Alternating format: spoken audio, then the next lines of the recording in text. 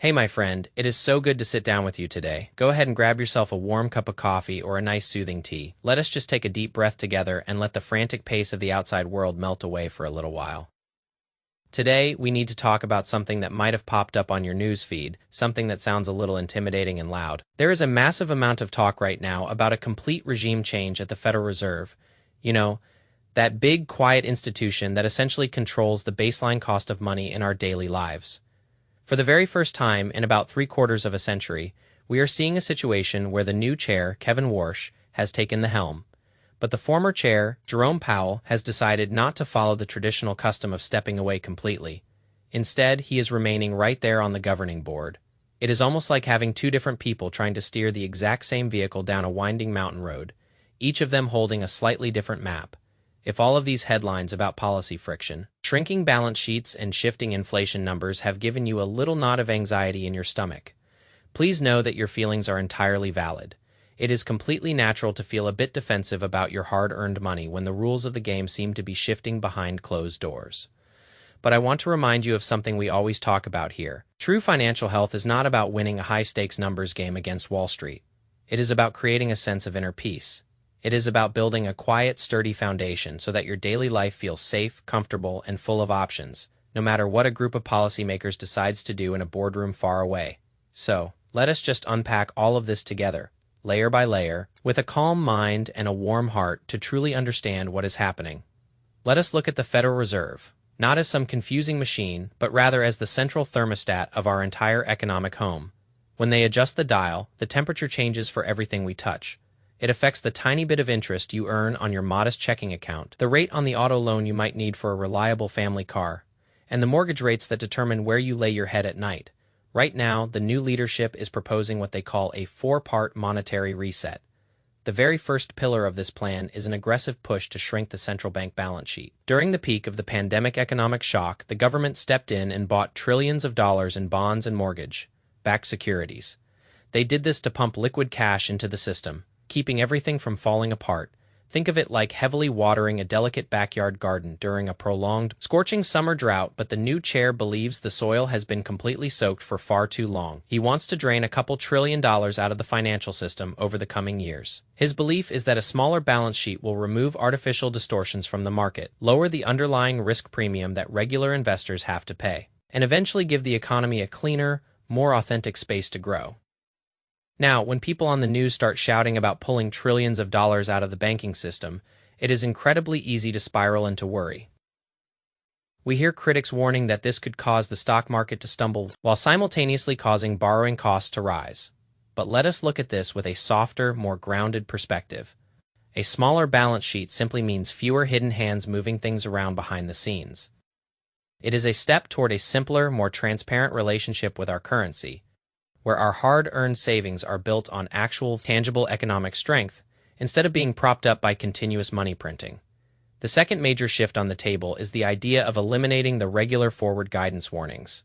For the past 14 years, the central bank has used a regular tool called the dot plot, which is basically a visual forecast showing where each member expects interest rates to go in the near future. Almost every major institutional investor, hedge fund, and big bank uses those little hints to place their massive financial bets. But the new approach suggests getting rid of that forecast entirely, and even reducing the number of official meetings from 8 down to just 4 each year. The logic here is that a central bank should talk less and let its actions speak louder. Of course, Wall Street is experiencing a bit of a panic over this proposal, because massive financial institutions absolutely detest surprises. They want a perfectly paved, highly predictable roadmap for their portfolios. But for everyday folks like us, this change could actually be a beautiful hidden blessing. It acts as a natural buffer that forces us to stop obsessing over every single speech, every tiny piece of speculation, and every single comment from a government official. It gently reminds us to turn our focus back inward, to our own household budgets, our own simple savings goals, and our own local communities, rather than spending our precious emotional energy dancing to the chaotic daily rhythm of Wall Street anxiety. There is also a plan being discussed to change the way we measure consumer inflation itself, moving away from the traditional core gauges and shifting toward trimmed averages, which essentially smooth out the most extreme, volatile price jumps in the market. Some people worry this might just be a clever mathematical trick to make the cost of living look lower on paper, giving the central bank a convenient excuse to cut interest rates faster down the road. But let us be totally honest with ourselves. The real inflation rate is the physical receipt you get at the grocery store checkout line. It is the total you pay when you fill up your gas tank on a rainy Tuesday morning. No sophisticated mathematical formula on a government spreadsheet can change the actual reality of your personal wallet. And that is exactly why we choose to focus exclusively on what we can control: our intentional spending choices, our simple saving habits, and our inner peace. The final piece of this proposed reset is the concept of earned independence. The previous central bank leadership treated absolute political independence as something deeply sacred, something that was non-negotiable regardless of who was sitting in the White House. But the new philosophy suggests that independence is not a permanent right. Instead, it must be earned consistently by hitting specific economic targets, with consumer prices still feeling heavy and global energy costs fluctuating. A lot of people are naturally starting to wonder if the central bank will become more political, especially when the current administration openly desires lower interest rates to boost growth. This exact underlying tension is why long-term mortgage rates have been creeping back up towards 7%, because the broader bond market looks at all this political uncertainty and demands a much higher yield to cover the future risk of inflation. It is a quiet, gentle reminder to all of us that the era of incredibly cheap, easy money is probably not rushing back tomorrow, and trying to time your life around political appointments or central bank decisions is usually a very stressful losing game. So let us talk openly about who might face some real headwinds in this shifting economic landscape, and how we can mindfully protect our own peace of mind if you are currently carrying any form of high-interest debt, like credit cards, personal loans, or variable rate financing. This current environment is undeniably challenging. With interest rates staying higher for a longer period of time, that debt becomes a much heavier emotional and physical weight. If you happen to be sitting on an unpaid balance right now, please do not let shame or guilt creep into your heart. Instead, let this be your gentle, loving nudge to sit down this evening with a comforting beverage. Open up a simple piece of paper, look honestly at your numbers, and design a steady, quiet plan to pay it off.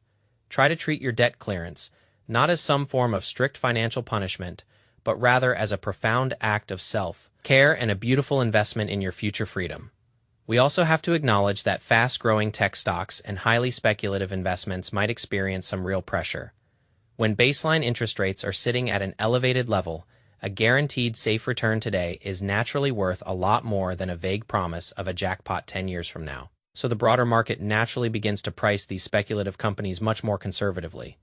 Similarly, the housing market is likely to remain in this frozen quiet state for a while longer, as the central bank slowly reduces its holdings of mortgage assets, keeping borrowing costs elevated for hopeful buyers. If you have been saving up for a home and feeling left behind by these high rates, please promise me you will not beat yourself up or feel like a failure.